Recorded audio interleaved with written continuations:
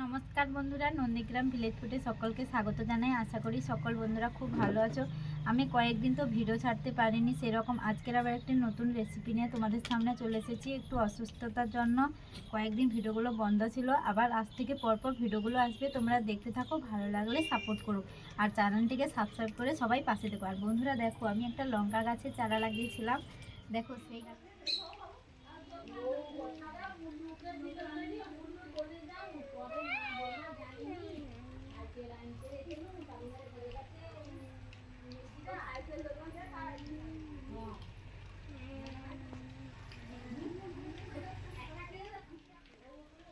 বন্ধুরা, তো আজকের বানাবো হচ্ছে পালং শাক, বেগুন এবং ছোট চিংড়ি মাছ দিয়ে চচ্চড়ি বানাবো। পুরো রেসিপিটা দেখা তোমাদের অনুরোধ থাকলো। এগুলো দেখো, আমাদের বাড়ির বাগানের নরম পালং শাকগুলো দেখো কত সুন্দর, কতগুলো পালং শাক তুলে এনেছি। আর এগুলো গাছেরই বেগুন, দেখো নরম বেগুনগুলো কত বড় বড়, দেখো প্রত্যেকটা এভাবে দেখো। এইগুলো দিয়ে আজকে বানাবো এই ছোট্ট চিংড়ি মাছ দিয়ে, ছোট বড় আছে মেশানো। এই চিংড়ি মাছগুলো জ্যান্ত, দেখো ছড়ছড় করছে চিংড়ি মাছগুলো। এইগুলো দিয়ে চচ্চড়ি বানাবো এবং আলুও দেবো। তোমরা পুরো রেসিপিটা দেখতে থাকো। প্রথমে চিংড়ি মাছগুলো বেছে নেব। চিংড়ি মাছগুলো দেখো কত সুন্দর, দেখো জ্যান্ত, দেখো প্রত্যেকটাই জ্যান্ত। এই চিংড়ি মাছ দিয়ে, ছোটো চিংড়ি মাছ দিয়ে পালং শাকের চচ্চড়ি বানালে খুবই ভালো লাগে খেতে। দেখো প্রথমে তাহলে মাছগুলো বেছে নেব, তারপরে পালং শাকগুলো বেছে ছোট ছোট করে কেটে নেব আর বেগুন দেব। পুরো রেসিপিটা তোমাদের দেখার অনুরোধ থাকলো। পালং শাক রান্না করার জন্য দেখো, এখানে আমি ছোট ছোট করে পালং শাক কেটে নিয়েছি, কেটে ধুয়ে নিয়ে চলে এসেছি। এইভাবে কেটেছি। চচ্চড়িটা বানাতে হলে এইভাবে ছোট ছোট করে কেটে নিতে হবে। আর পালং শাক চচ্চড়ির জন্য লাগছে দেখো বেগুন, বেগুনটাও সরু সরু করে কেটে নিয়েছি। আর এখানে নিয়েছি দেখো আলু, আলুটা ভাজা আলু যেভাবে হয় সরু সরু করে সেই মতো নিতে হবে। আর এখানে কাঁচা ছোলা ভিজিয়ে রেখেছিলাম, কাঁচা ছোলা নিয়েছি। আর চিংড়ি মাছগুলো তো ভালো করে বানিয়ে নিয়ে চলে এসেছি।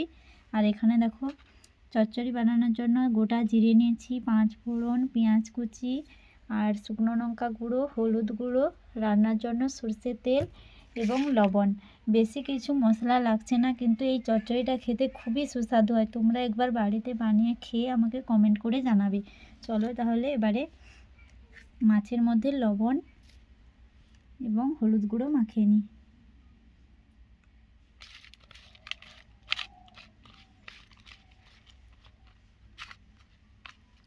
চলো এবারে উনানটা ধরিয়ে নিই। কড়াই তো বসিয়ে দিচ্ছি। এবারে কড়াইয়ের মধ্যে সরষে তেল দিয়ে দেবো, খুবই অল্প দেবো, বেশি নয়।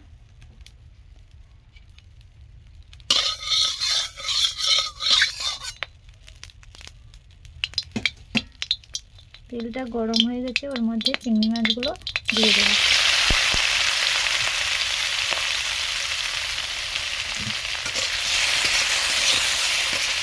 ভালো করে চিংড়ি মাছগুলো ভেজে নেব। চিংড়ি মাছগুলো তো কিছুক্ষণ ভেজে নিয়েছি। এরপরে খুঁটি সাহায্যে এভাবে ছেঁচে দিতে হবে ছোটো ছোটো করে, তাহলে চচ্চড়িটি খেতে ভালো লাগবে।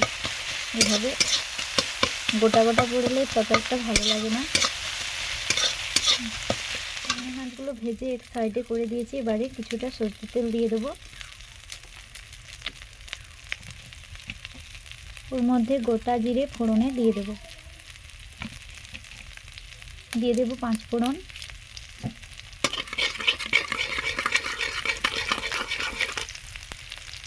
ফোড়নটা ফুটে গেছে, ওর মধ্যে কেটে রাখা পেঁয়াজগুলো, কুচনো পেঁয়াজ দিয়ে দেবো।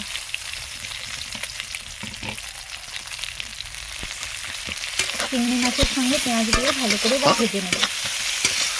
এভাবে লাল লাল করে একটু ভেজে নিতে হবে। দেখো পেঁয়াজ এবং চিংড়ি মাছ ভালোভাবে আমার ভাজা হয়ে গেছে। এর মধ্যে দিয়ে দেবো শুকনো লঙ্কা গুঁড়ো। যে যেমন ঝাল খেতে চান সেই মতো দেবেন। ভালো করে পেঁয়াজের সঙ্গে শুকনো লঙ্কা গুঁড়োটা ভালো করে ভেজে নেব। দেখো মশলা আমার পুরোপুরি তৈরি হয়ে গেছে। এরপরে কেটে রাখা শাকগুলো দিয়ে দেব।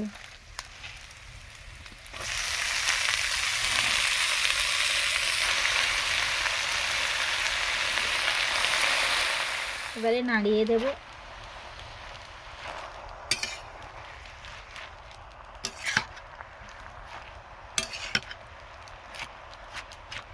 কিছুক্ষণ নাড়াতে থাকলে শাকগুলো জীর্ণ হয়ে যাবে।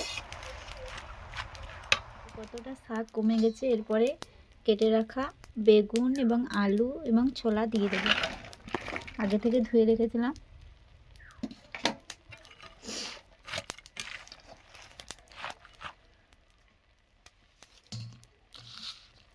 দিয়ে দেবো স্বাদ মতো লবণ, হলুদ গুঁড়ো,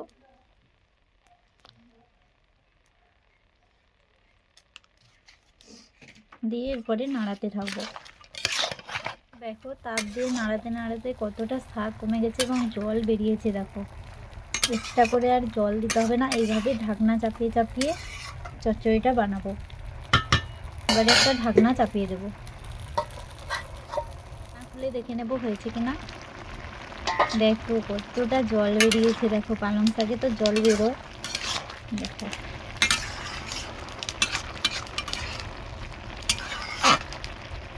আর জলই দিতে হবে না, এইভাবে হয়ে যাবে। আর ঢাকনা দেবো না, সেদ্ধ হয়ে এসেছে। এবারে বেশি বেশি করে তাপ দিলে জলটা শুকিয়ে যাবে।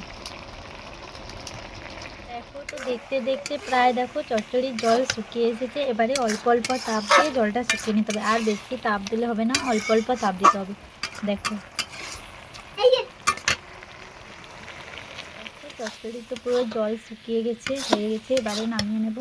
নামিয়ে নেওয়ার আগে এই গরম মশলা গুঁড়োটা দিয়ে দেবো, তাহলে আরও স্বাদে খুবই ভালো হবে। নামিয়ে তারপরে দিচ্ছি। দেখো জল কীভাবে শুকিয়ে গেছে। দেখো এবারে নামিয়ে নেব। পালং শাকের চচ্চড়ি কত কম সময়ের মধ্যে বানিয়ে নিলাম। এবারে ওর উপর দিয়ে গরম মশলা গুঁড়োটা অল্প করে দেবো, বেশি দেবো না, তাহলে স্বাদে আরও খুবই ভালো হবে। খুব অল্পই দিয়েছি।